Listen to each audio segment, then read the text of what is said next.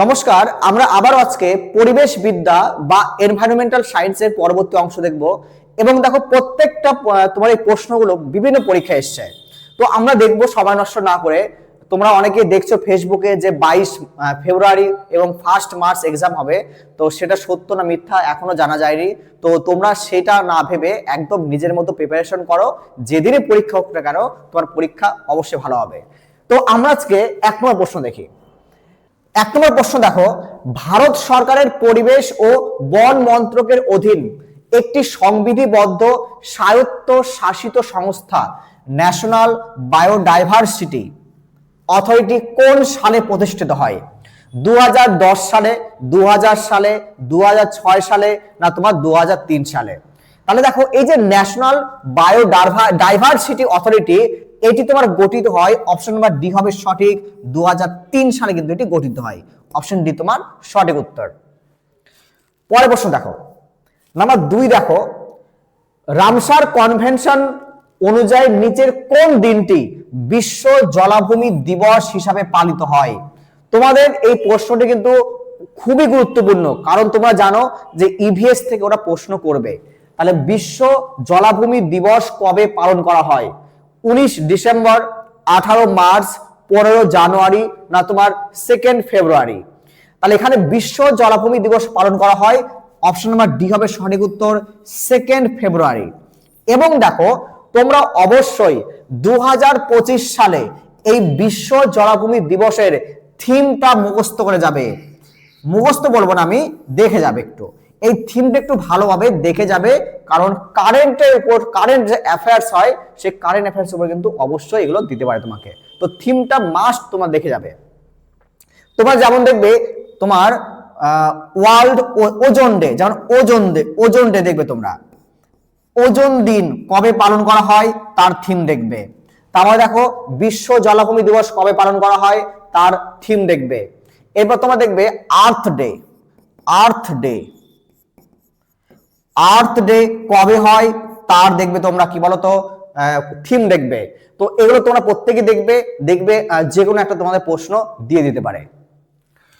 চলো পরের প্রশ্ন দেখি আমরা, নাম্বার 3 নম্বর প্রশ্ন দেখো, বিশ্বের একমাত্র ভাসমান জাতীয় উদ্যান কেইবুল লামজাও, এই কেইবুল লামজাও জাতীয় উদ্যান কোথায় অবস্থিত? মণিপুরে, আসামে, নাগাল্যান্ডে, না তোমার ত্রিপুরাতে? তাহলে এটি অবস্থিত মনে রাখবে, অপশন নাম্বার এ হবে তোমার সঠিক, মণিপুরে। এবং তোমরা এখানে আরেকটি কোশ্চেন মনে রাখবে প্রত্যেকেই, আরেকটি প্রশ্ন তোমরা মনে রাখবে প্রত্যেকেই, যে এই যে কেইবুল লামজাও, এই কেইবুল লামজাও যে হ্রদের উপর অবস্থিত তার নাম লোকটাক হ্রদ, তার নাম মনে রাখবে প্রত্যেকেই লোকটাক হ্রদ। খুব ইম্পর্টেন্ট, তোমরা এটি দেখবে। চলো পরের প্রশ্ন দেখি আমরা, নাম্বার 4, রেণুকা হ্রদ কোন রাজ্যে অবস্থিত?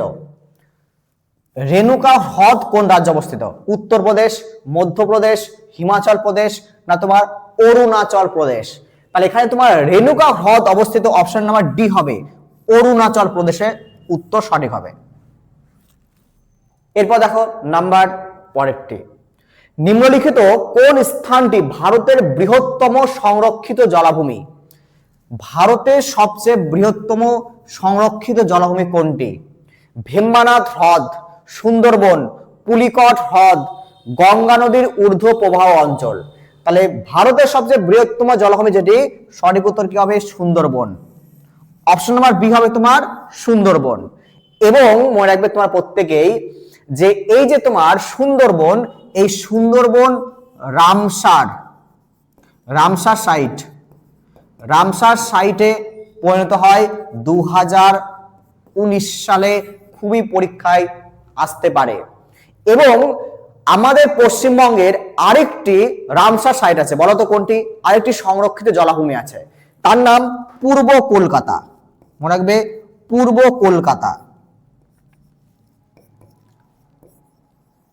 কলকাতা, যেটি তোমার স্বীকৃতি পায় 2002 সালে। ক্লিয়ার প্রত্যেকের? তাহলে অবশ্যই তোমরা এই দুটি নাম মনে রাখবে, সুন্দরবন 2019 সালে এবং পূর্ব কলকাতা 2002 সালে। এবং যদি পরীক্ষায় কখনো আসে তোমার যে ভারতবর্ষের প্রথম প্রথম রামসার সাইট কোনটি? মনে রাখবে চিল্কা। ভারতের প্রথম রামসার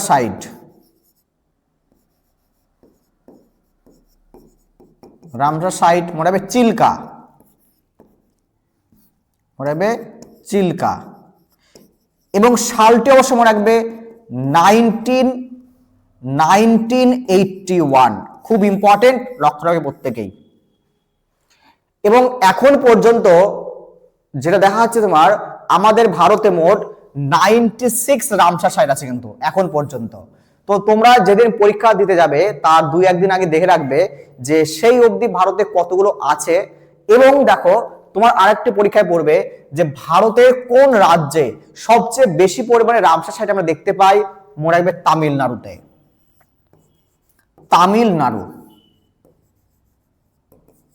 ওকে, চলো আমরা পরের প্রশ্ন দেখি, নাম্বার 6। ভারতের কোন অঞ্চলটি বর্তমানে ইকোলজিক্যাল হটস্পট হিসাবে পরিচিত? ইকোলজিক্যাল যে হটস্পট, এটি নিচের কোনটি? পশ্চিম হিমালয়, পূর্ব হিমালয়, পশ্চিম ঘাট না পূর্ব ঘাট?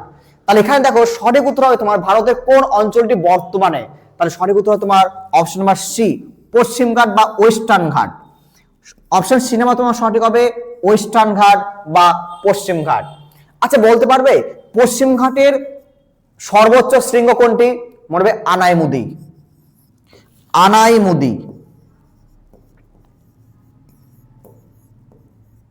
তাহলে আনাইমুদি হলো পশ্চিমঘাট পর্বতমালার সর্বোচ্চ শৃঙ্গ। কে বলতে পারবে যে তোমার পূর্ব ঘাটের কি হবে? পূর্ব ঘাটের সর্বোচ্চ শৃঙ্গের নাম কি? মনে হবে জিন্দাগদা।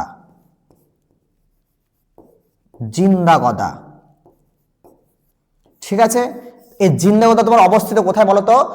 অন্ধ্রপ্রদেশে অবস্থিত এটি। আর যদি তোমার জিন্দাগদা না থাকে তাহলে আমরা করব কি বলতো? মহেন্দ্রগিরি। উড়িষ্যাতে আছে তোমার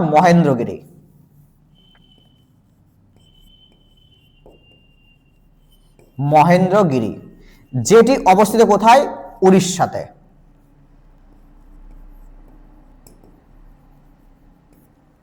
ঠিক আছে, চলো আমরা পরের প্রশ্ন দেখি।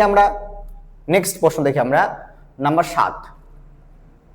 নিম্নলিখিত কোন রাজ্যে সর্বাধিক ম্যানগ্রোভ বনাঞ্চল বা বনভূমি রয়েছে?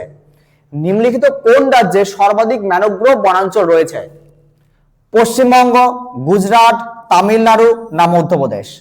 তাহলে সর্বাধিক ম্যানগ্রোভ রয়েছে মনে রাখবে অপশন নাম্বার এ হবে পশ্চিমবঙ্গ। এবং পশ্চিমবঙ্গের কোথায়? সুন্দরবন। পশ্চিমবঙ্গের সুন্দরবনে সবচেয়ে বেশি রয়েছে কিন্তু সুন্দরবন। চলো পরের প্রশ্ন দেখি আমরা, নাম্বার 8।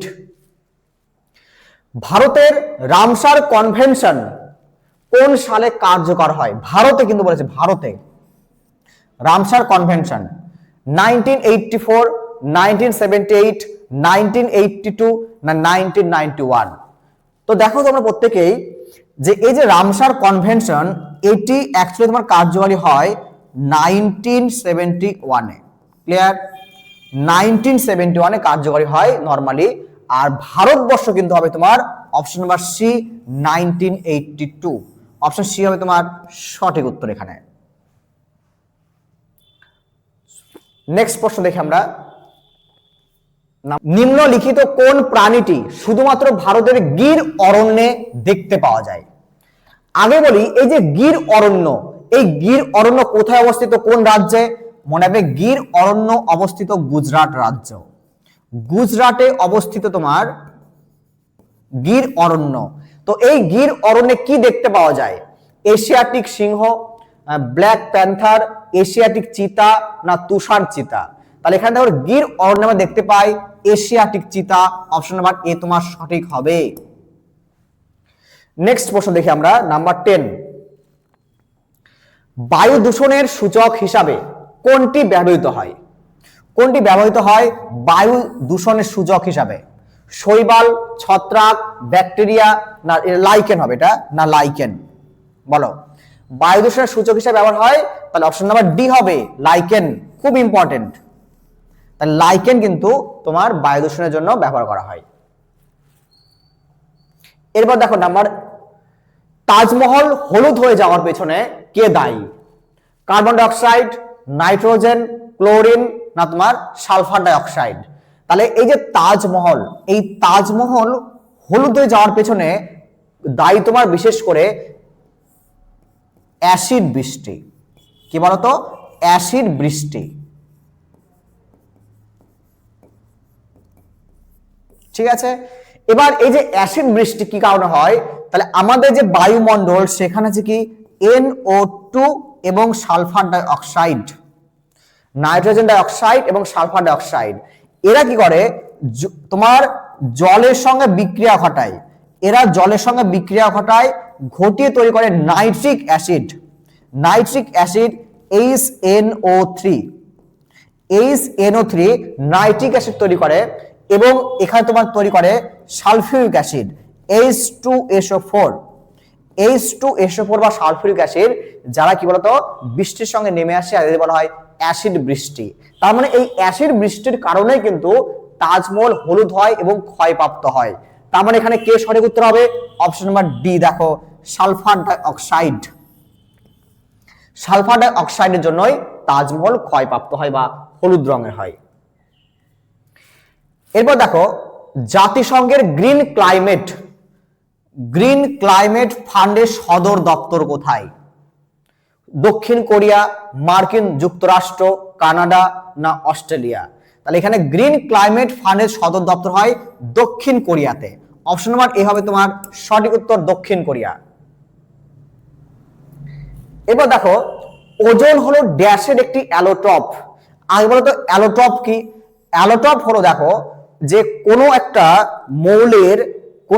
মৌলের আমরা কি বলবো বলতো বিভিন্ন রূপ এবং সেগুলো কিন্তু রাসায়নিক দিক থেকে একইভাবে তৈরি হয়, কিন্তু ভৌত দিক থেকে আলাদা আলাদা হয়। অর্থাৎ তাদের ফিজিক্যাল ক্যারেক্টারিস্টিক সেটা ভিন্ন ভিন্ন হয়, কিন্তু তার যে কেমিক্যাল সেটা কিন্তু একই ধরনের হয়। তাহলে এদের বলা হয় অ্যালোট্রপ বলা হয়। তো ওজোন একটা অ্যালোট্রপ। কার allotrope? Carbon dioxide, oxygen, nitrogen, না হাইড্রোজেন? আমি যদি ওজনের সংকেত জানি, সংকেতটা কি? O3। তার মানে ওজন যদি O3 হয়, তাহলে ও কার সংকেত হয়? অক্সিজেন হয়। তাহলে উত্তর হবে কি বি নাম্বার, অক্সিজেন। তাহলে ওজন হলো কিন্তু মনে রাখবে অক্সিজেন একটি অ্যালোট্রপ। এরপর দেখো নাম্বার 14, দেখো ওজোন স্তর ক্ষয়ের ফলে কি হয়? দেখো এই যে ওজোন স্তর কি করে? ইউভি রে বা আল্ট্রাভায়োলেট রে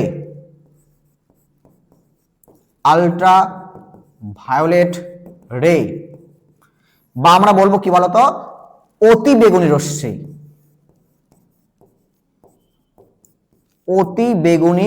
রশ্মি। তাহলে এই ওজোন কি করে? ইউভি রে বা আল্ট্রাভায়োলেট রে বা অতিবেগুনি রশ্মিকে শোষণ করে নেয়, যার ফলে কিন্তু আমাদের ভূপৃষ্ঠে বা পৃথিবী পৃষ্ঠে বা বায়ুমণ্ডলে আসতে পারে না। এর ফলে কি হয় বলতো? আমরা ক্যান্সার থেকে কি বলতো দূরীকরণ, অর্থাৎ ক্যান্সার থেকে মুক্ত হই।